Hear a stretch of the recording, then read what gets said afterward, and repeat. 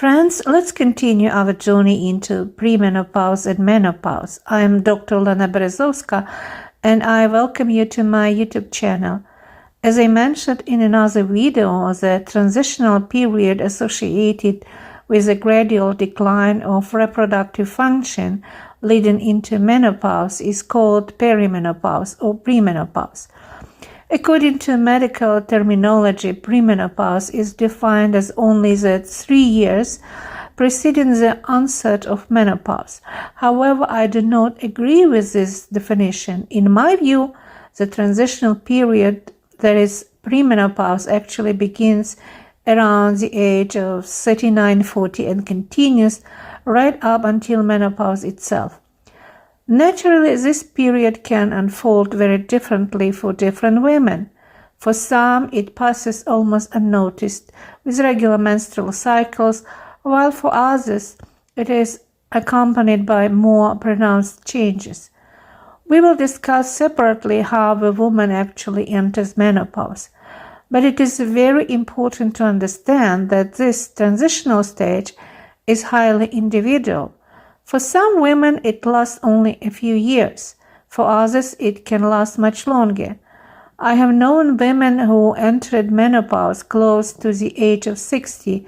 Even so, changes typical for premenopause had been presented for many years. Does this mean that the entire period will inevitably be accomplished by menopausal type symptoms, the so-called red flags? Both yes and no. Why? The appearance of various symptoms depends to a large extent on how we relate to what is happening in our lives. In other words, it depends on our mindset. You may ask, what about hormones? Can it really all depend on our thoughts? In fact, hormonal changes in most women follow very similar patterns. We have comparable biochemical and biophysical reactions, and our hormone levels are quite similar. As women, we do not differ dramatically in how we enter menopause. Men, by the way, also undergo age-related changes, but that is a separate topic. What truly differs is how we perceive what is happening to us, and that perception is entirely individual. It is precisely this perception that determines how we experience the process we call aging. I know a woman who used to say, "I hate the word aging, don't even say in front of me." Yet, at the same time, she already looked like someone who was aging, with wrinkles and other changes typical of women in the 60s. The very word aging triggered panic, fear, and irritation in her. She became anxious every time she looked at her neck, and this only made her condition worse. This approach is not healthy. We need to learn to enjoy ourselves. Yes, you can hide wrinkles on your neck. You can find ways not to display age-related changes to others, but the real question is, how important is what others think about you?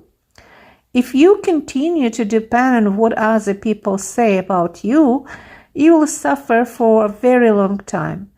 That is why it's extremely important what you think about yourself, how you want to look, and what you like about yourself. And if there is something you do not like, you need to understand this. It's your body and you are a guest in it. If you mistreat your body or hate it, life may even end prematurely because a conflict arises between the physical and the spiritual. What is the purpose of your life? If you think only about how your body looks, that is a mistake. Because when you reach 70 or 80 years of age, you may suddenly look back and say, "I didn't really live all these years. I was constantly anxious, constantly trying to look younger, constantly searching for ways to look spectacular." You can take care of yourself. No one is saying you should not have certain procedures or engage in additional self-care. But understand this correctly, everyone perceives this differently. The most important thing is not to become fixated on fear, not to become trapped in anxiety, not to live in constant expectation of harm. You need to be able to enjoy life, to see the future, to create and do things that bring you joy rather than constant stress. This too influences the development of serious diseases and other problems that may unexpectedly appear at 70 or 75 years of age. If we talk about the role of hormones in aging, in the past, much attention was given to growth hormones. The study was popular and it was believed that they played the key role in the aging process. It turned out that everything is far more complex. Physiological aging is normal, and all processes that occur in the body are interconnected. Why are we born at all? What is our body created for? First and foremost, for reproduction, for the continuation of life. Life has created humans just as it has created other living beings to ensure the continuity of existence. Life requires progress, the replacement of one individual by another. If flowers and trees stop reproducing, we would end up with a desert like Mars. If animals stop reproducing, we would again lose life. We would lose forests, nature, and ultimately ourselves, because billions of bacteria live inside of us more than our own cells. This is an enormous biomass. Imagine if this biomass disappeared, we would die instantly. We would not survive even a single day. This biomass plays an extraordinarily important role in our bodies. That is why we are not sterile. That is why life it has its stages, and our bodies are ecosystems for other microorganisms that live within us. Therefore, the aging process is a slow stage not of functional decline, but of a natural transition from one period to another when reproductive function becomes practically impossible. And once again, I will give the example of our cats and dogs. When they grow old, I have never had a single owner say that their cat or dog must give birth again. Otherwise, they will never be able to reproduce. No one suggests stimulating the ovaries of aging animals so that they give birth to kittens or puppies once more to produce pedigree offspring. A responsible owner will never abuse the pet. Who breed purebred animals know perfectly well they cannot expect healthy offspring from aging females. That would be wrong, and such offspring would not be healthy. But with humans, things turn out differently. We accept the aging of animals and the completion of their reproductive function. Yet, when it comes to ourselves, we believe that a human being can live forever and reproduce forever if they wish. And this is precisely where the essence of nature lies. We are not above other animals. We are on the same level. So what is the difference? Only in development of thinking. We are more intellectually and analytically advanced. Also, to be honest, I could argue that many animals have sensory abilities, the capacity to perceive and analyze signals far superior to ours.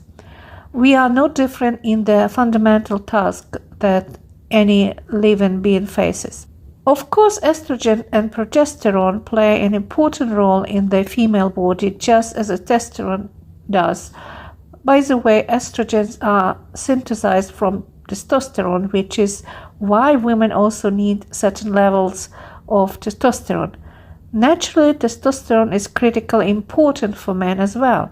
The hormonal difference between men and women lies only in proportions. The ratio of estrogens, progesterone, and testosterone in women differs only slightly from that in men. Yet, even this small difference is enough for the female body to develop along the female type and the male body along the male type. This is why women have more pronounced feminine traits than men more masculine ones. Thus, hormones are very important, but they are not the main factor.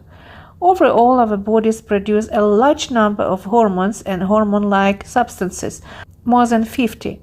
There is a book on this topic, a unique book called Hormonal Intelligence.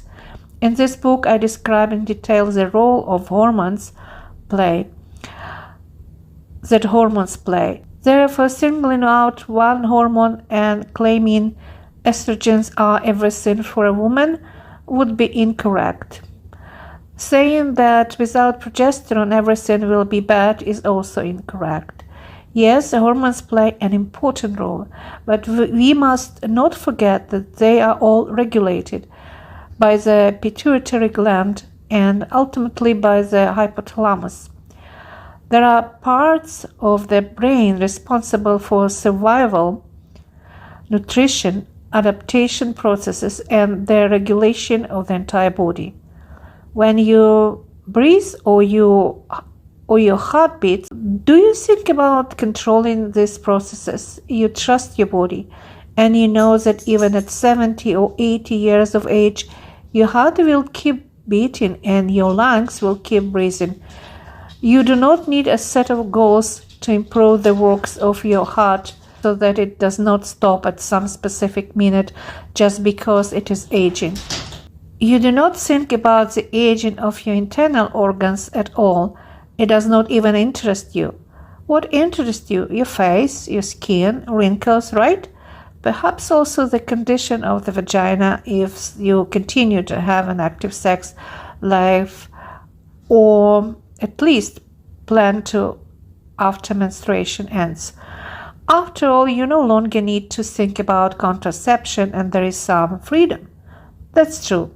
But you do not think about how your eyes will age or that you may need to wear glasses. You do not think about the fact that arthritis may begin to cause pain and that you will have to see doctors and treat your joints because your bones are no longer the same.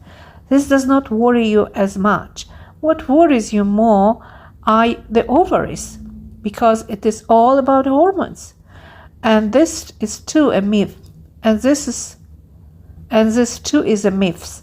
That appearance depends on the amount of estrogen. That is not true. Or that mood depends solely on estrogen and progesterone levels. If you constantly look for the cause of a bad mood only in hormones, you are mistaken. What happens during this transitional period? We will talk about that in another video. Subscribe to my channel. See you soon.